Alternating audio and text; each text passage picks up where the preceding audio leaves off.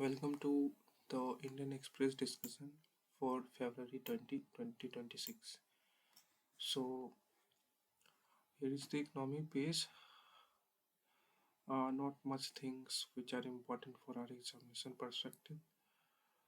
Okay, so we'll not discuss this. Now, here is a explain section where we have this good discussion on the gold. Okay, so recently what has happened that the imports of the gold has increased sharply in India. Okay, so let us try to understand that what were the reasons why Indian are interested in accumulating more gold. Okay, so let us try to explore. So let me zoom it for the audience. Okay, I think now it is visible.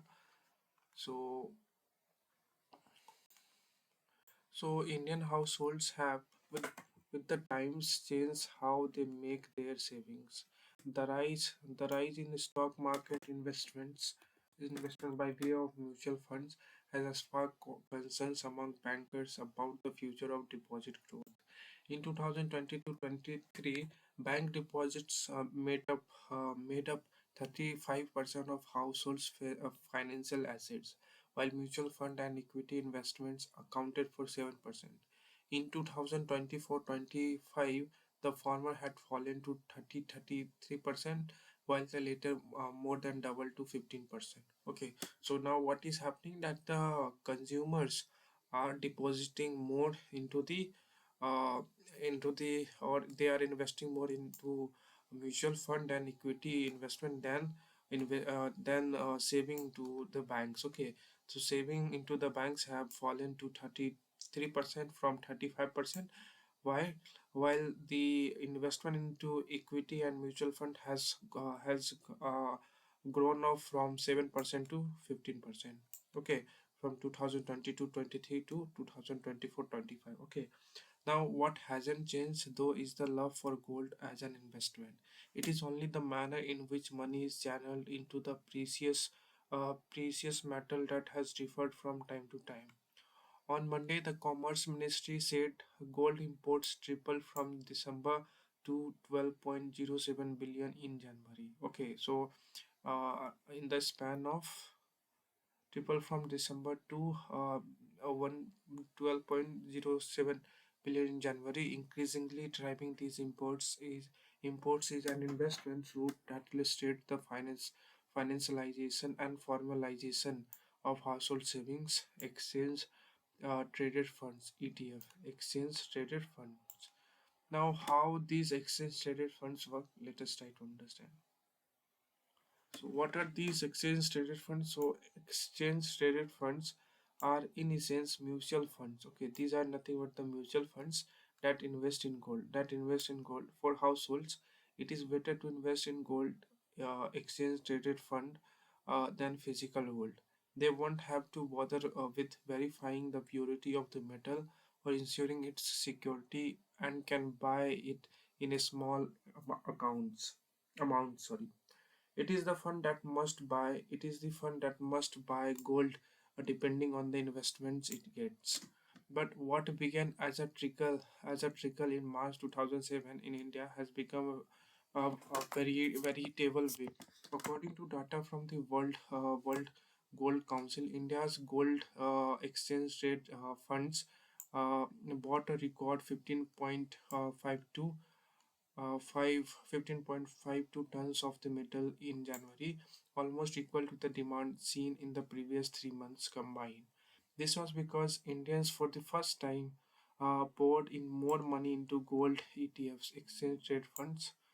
Okay, ETF means exchange traded funds, which are in essence the mutual funds that invest in gold. Okay, so what is, somebody can ask you that what is exchange traded funds, so you can tell that these are nothing but the mutual funds which invest in the gold. Okay, poured in money into gold ETFs than equity mutual funds in any given time. Okay, so India for the first time poured in more money into gold exchange traded funds than equity mutual funds in any given month. Okay, Why? Because they were hoping to benefit from the asset soaring value. According to data from the Association of Mutual Funds in India, net gold exchange traded fund inflow more than double from December 2025 to an all-time high of 24,040 crore in January. At the same time, equity mutual fund investments declined by 14% to rupees 24,029 crore. What is worth noting is that these gold ETF inflow accounted for 22%. Okay, so what is these gold ETF inflow accounted for 22% of all the gold import, rupees 1.1 lakh crore in January. Silver ETF inflows meanwhile accounted for 52% silver imports. Okay, according to an analyst at Kotak Institutional Equities, the surge in gold ETF investments across the world possibly implies massive speculation in gold and silver. We are not sure if this is in lieu of the usual strong demand for physical gold, a loss of confidence in of a section of households in the modern monetary system, the foundation of modern economies. We assume it is former, as the latter is too frightening to comprehend, the analyst said in a note last week. Okay, so according to analyst, it is because of the former. Okay, former means we're not sure if in lieu of a strong demand for physical good or for loss of confidence. Okay, so because of it, it is being speculated in that because of the strong demand for physical good, this is happening. Okay, so increase in the import of gold is happening in India. The analyst added that the purchase of financial and physical gold by households is tantamount to exports of capital from the country. The ecstasy of gold. More than a decade ago, Indian households had some confidence in formal saving instruments and turned to gold. High domestic inflation in the years following the global financial crisis of 2008, amid a rapidly weakening rupee and stuttering growth, had seen gold imports surge so much so that the Indian government and the Reserve Bank of India had to take measures to stop free import of the metal. Some other measures tried to lure Indians away from physical gold. One of these was the sovereign gold bonds scheme, which was started in 2000, late 2015, and offered households exposure to gold prices along with the interest rate of 2.5%. 2.5%. According to RBI data, Indians bought sovereign gold bonds equivalent to 147 tons of gold worth rupees 72,274 crore over the scheme's life. This helped reduce India's gold imports by that sum, as the government did not import gold to meet these bond purchases but only set aside money for interest payments and change in price of gold. However, the sovereign the sovereign gold bond scheme was discontinued in early 2024 as rapidly rising gold prices made it an increasingly expensive proposition for the government. It was paying nearly rupees 18,000 crore every year as interest and repayment for maturing bonds. While high inflation is not a concern now, the fear that some households could could be after gold because of loss of confidence in modern monetary system should not be completely ignored. The world has become rather volatile in recent years, marred by geopolitical conflicts and policy uncertainty. The advent of artificial intelligence has ushered stock markets of certain countries, while others, such as in India, have lagged owing to low AI exposure. The sharp increase in gold imports in January, driven by rising investment in gold exchange traded funds, was a factor in increasing India's gold trade deficit to nearly 35 billion. The last time it was higher was October's record, $42 billion, when even more gold was important. Although much of that may have been due to the Diwali effect, maybe a new sovereign gold bond scheme and one for silver and other metals is warranted. Okay, so two things we need to understand here: why the reason why the Indians love for gold is vague. Okay, so we understood that this is because of the thing that the Indians are seeing investment in gold as more secure, okay, than investment done with other things in with the bank, okay, or any kind of other thing, okay. And second thing, that the this scheme, that the sovereign bond scheme has been stopped in 2014, okay. So that is the second reason, okay. Sovereign bond scheme, which was started in 2000, late 2015, and offer household exposure to gold prices along with an interest of 2.5%, okay. So this has been stopped in 2020, in 2024. Okay, so this is the reason how, yes, for here you can see. I think now things are much more clear, okay.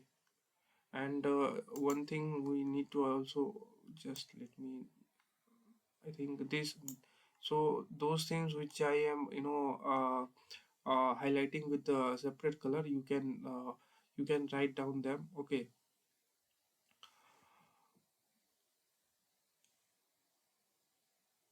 You can also write them, okay. So reason are these, okay. So you have that that the advent of artificial intelligence have is have what, okay. So I have option, okay.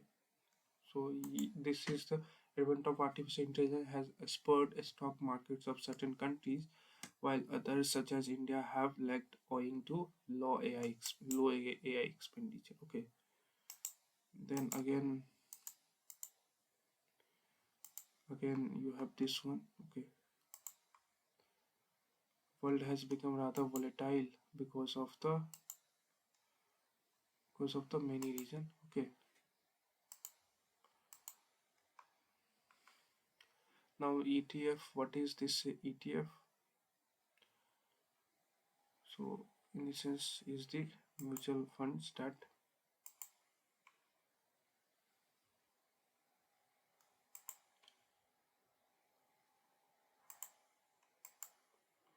invest in gold, okay. Now I think things are clear, very much clear, okay. So three things we need to understand: that what is ETF, that is exchange trade funds, okay. Exchange traded funds, what is this? Then we also need to know that how these ETF work, okay. The reasons, okay, here is the reason why it was the import of gold is increasing. So gold ETF inflow accounted for 22% of gold import during January, okay.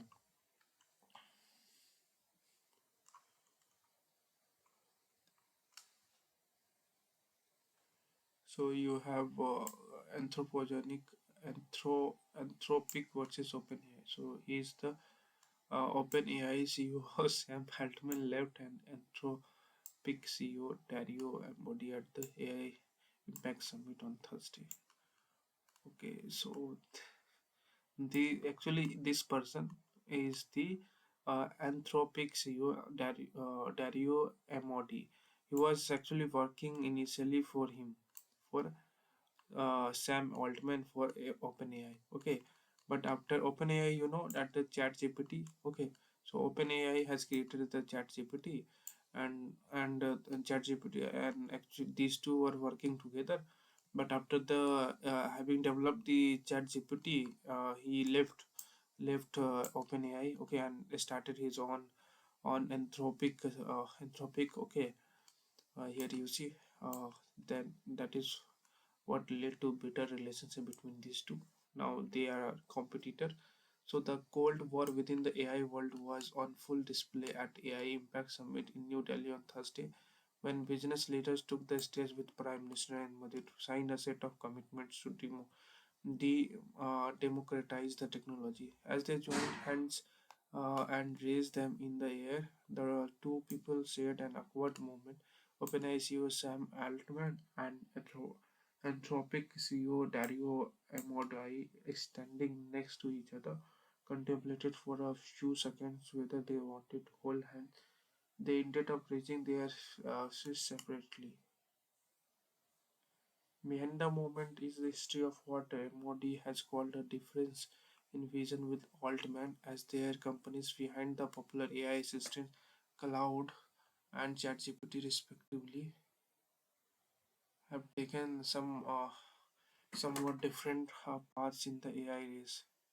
Before starting Anthropic in 2021, Modi spent years working at OpenAI.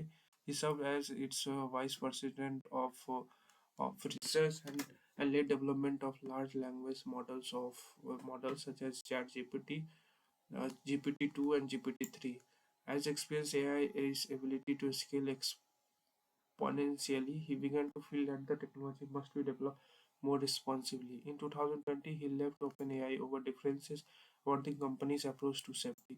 He, along with his sister Daniela and a group of former OpenAI employees, started Anthropic a year later. In a podcast in 2024, MOD said his real reason for leaving OpenAI was that it is incredibly unproductive to try and argue with someone else's reasons. This marked the beginning of announced rivalry between OpenAI and Anthropic, as people increasingly started associating the two companies with different paths in AI, the former with the speed and commercialization, and the latter with safety and security. The rivalry was on full display earlier this year when Anthropic ran an advertisement campaign during the Super Bowl in in the US, taking dig at OpenAI's announcement of introducing ads in ChatGPT. One ad featured a young man in park attempting pull-ups who asked a muscular bystander about achieving six-pack abs. The man starts with a detailed robotic response like an AI chatbot before issuing out an ad for Stay Boost Max was Anthropic ran another 60-second spot titled How Can I Communicate Better with My Mother? In which a man asked that a question and a chatbot disguised as a therapist gives him advice before pivoting into pushing products instead. The ads concluded with the tagline Ads are coming to AI but not to cloud. In response, Altman said in a post on X, first, the good part of Anthropic ads, they are funny and I laughed, but I wonder why Anthropic would go for something so clearly dishonest. Our most important principle for ads says that we don't do exactly this. We would obviously never run ads in the way Anthropic depicts them. We are not stupid and we know our users would reject that. More importantly, we believe everyone deserves to use AI and are committed to free access because we believe access creates agency. More Texans use ChatGPT for free than total people use cloud in the US.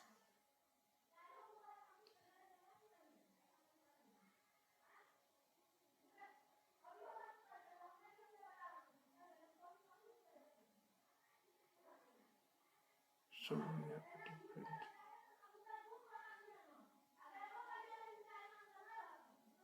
So we have a different exact problem than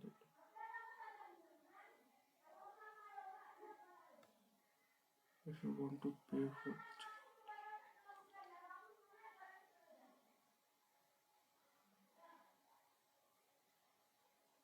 a small set.